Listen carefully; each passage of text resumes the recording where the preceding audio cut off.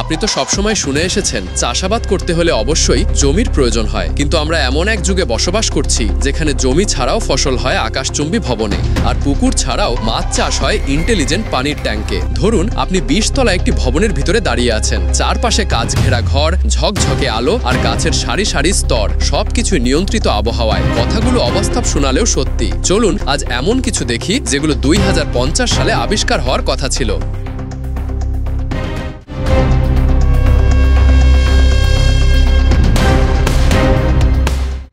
নরওয়ের এই বিশাল ভাসমান জাহাজটিকে দেখলে মনে হবে এটা হয়তো কোনো মালবাহী জাহাজ। এটার নাম এনএসকে হাফ ফার্ম, যেটা মূলত মাছ চাষের জন্য তৈরি করা এক আধুনিক ভাসমান খামার, যার দৈর্ঘ্য 430 মিটার এবং ওজন প্রায় 33,000 টন। জানলে অবাক হবেন, নরওয়ে সরকার প্রতি বছর এইভাবে কয়েক লাখ টন সামুদ্রিক মাছ চাষ করে থাকে, যা পৃথিবীতে অন্য কোনো দেশ আজ পর্যন্ত পারেনি। এই ফার্মের নিচে ঝুলন্ত 6টি বিশাল ফিশ কেজ বা জাল থাকে, প্রতিটা প্রায় 50 মিটার গভীর এবং 50 মিটার ব্যাস বিশিষ্ট। এই একটা জালের ভিতর চাষ করা হয় প্রায় 10 লাখ মাছ। আর সব থেকে মজার ব্যাপার হলো, এটাকে এমন ভাবে ডিজাইন করা হয়েছে যে এটা বড় বড় ঢেউ, ঝড়, এমনকি সাগরের যে কোনো দুর্যোগে টিকে থাকতে পারে। তার থেকে অদ্ভুত ব্যাপার হলো, এখানে চাষ করার প্রতিটি মাছ অসুস্থ হচ্ছে কিনা, খাবার ঠিকমতো খাচ্ছে কিনা, এ সব কিছু কম্পিউটার এবং সেন্সর দিয়ে দেখাশোনা করা হয়। একবার চিন্তা করুন, বাইরে বিশ্ব থেকে আমরা ঠিক কতটা পিছিয়ে আছি।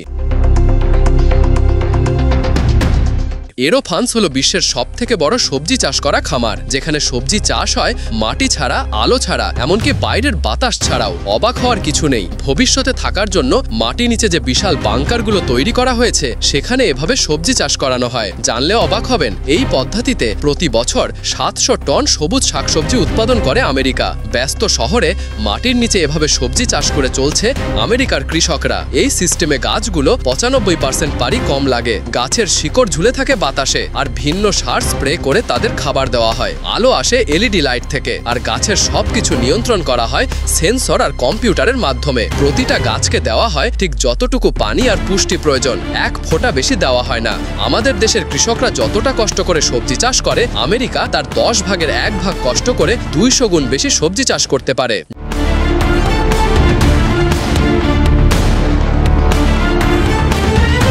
ডাফ টানাল জার্মানির ওলসবার্গ শহরে গেলে আপনি দারুণ ঘুরতে থাকা একটি ব্রিজ দেখতে পাবেন। তবে এটা এই ব্রিজের বিশেষত্ব না। এই ব্রিজের মূল ব্যাপার হলো এই ব্রিজের সাথে থাকা প্রায় ফুল গাছ, যারা 24 ঘন্টাই এই ব্রিজের সাথে ঘুরতে থাকে। এখানে বেশিরভাগ ফুল গাছ লাগানো হয়। সব থেকে আশ্চর্যের ব্যাপার হলো, এইভাবে ঘুরতে থাকার পরও সবগুলো গাছ বেঁচে থাকতে পারে। এটাকে মূলত বানানো হয়েছিল ভবিষ্যতে কিভাবে চাষাবাদ হবে সেটা দেখানোর জন্য। তবে এইভাবে যে শুধু ফুল গাছ চাষ করা যাবে ব্যাপারটা এমন না। তবে গবেষকরা গবেষণা করে দেখেছেন, এইভাবে আপনি যে কোনো সবজি অথবা ফলমূল চাষ করতে পারবেন। মহাকাশে সবজি চাষ করার জন্য এই পদ্ধতি নিয়ে ব্যাপক গবেষণা চলছে। হয়তো আগামী কয়েক বছরের মধ্যে মহাকাশেই এই পদ্ধতিতে সবজি চাষ করা হবে।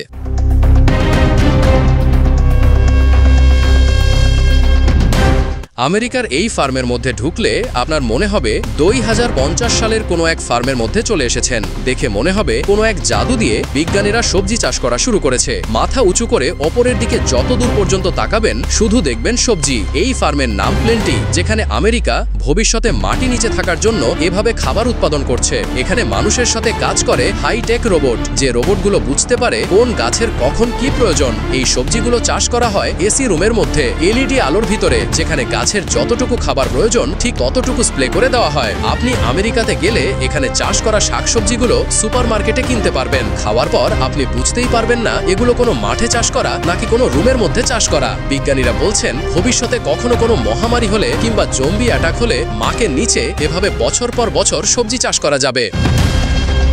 আমাদের দেশে এখনো মাছ চাষ করার জন্য আলাদা ঘের বা ফার্মের দরকার হয়, কিন্তু চীনে এভাবে মাছ চাষ করা হয়। প্রথম দেখায় মনে হতে পারে অ্যাকোরিয়ামের জন্য মাছ চাষ করা হচ্ছে, কিন্তু ব্যাপারটা তা না। এখানে বড় বড় খাওয়ার মাছগুলো চাষ করা হয়। এই পদ্ধতি সব থেকে সুবিধাজনক ব্যাপার হলো, সামান্য একটি জায়গার মধ্যে কয়েক টন মাছ চাষ করা যায়, এবং এভাবে মাছ চাষ করলে মাছ খুব দ্রুত বড় হয় এবং মাছগুলো সঠিক পরিচর্যা করা যায়। উন্নত বিশ্বের অনেক দেশে এভাবে মাছ চাষ করা হয়, যেখানে আমাদের দেশে মাছ চাষ করার জন্য প্রচুর জায়গার দরকার হয়। সেখানে বিদেশিরা মাত্র এক রকম জায়গার মধ্যেই কয়েক টন মাছ চাষ করে। ভিডিওটি কেমন লেগেছে জানাতে ভুলবেন না। ভিডিওটি ভালো লাগলে একটি লাইক করতে ভুলবেন না। ধন্যবাদ।